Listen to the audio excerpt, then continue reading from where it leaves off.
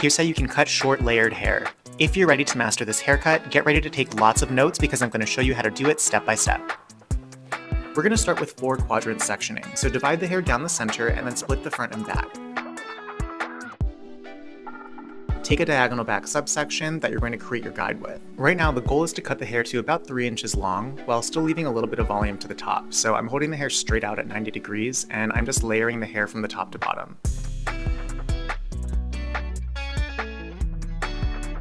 We're taking diagonal back partings and just over-directing them to that first guide. So this means that the hair will get longer as it works towards the center back.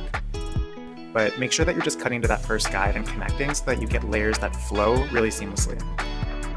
So repeat until center back. It'll be more of a vertical parting by the time you get to center, but again, just follow your cutting line and you'll get the result. Repeat this on the other side, and my suggestion would be to, again, cut the hair to 3 inches long, keep your body position standing by the ear, and then over-direct the sections to that guide.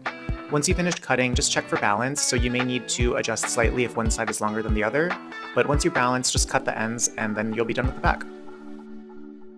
Now we're going to create a new guide as we move into the sides. So take a small piece of hair from the back as your guide. You can do this by creating a triangle that encompasses the side and a little bit of the hair from the back. You're going to over-direct the hair from the sides to that guide at the back. But we're doing this twice, so I'm not over-directing to one single point, now I'm over-directing to 2 points. And this means that our increase of length is going to be more gradual than before.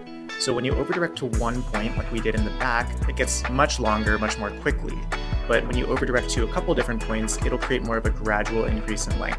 So I only want the sides to increase in length gradually because we don't want to have too much weight by the face. So by creating a couple points of over-direction, you can get a softer increase of length at the front. Now your sides are shaped and we can move on to the bangs. We don't want to disconnect the bang too much, so I'm just taking the triangle section and condensing it to the center, then cutting at high elevation to create slightly shorter layers by the face.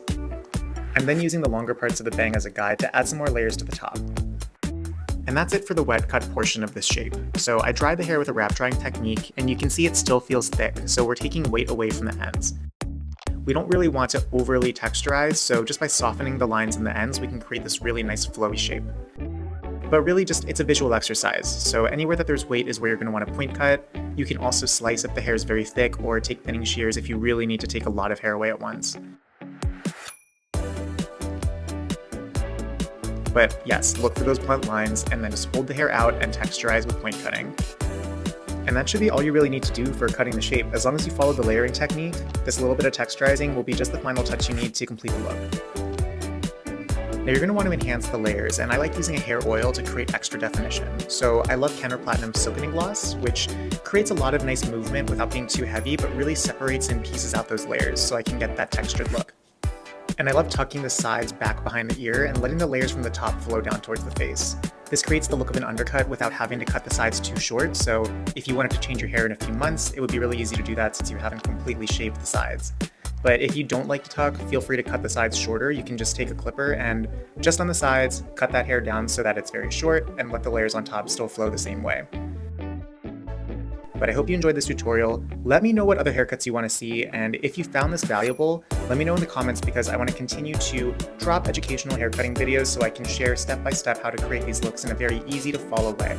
But thank you so much for watching, and I'll see you in the next video.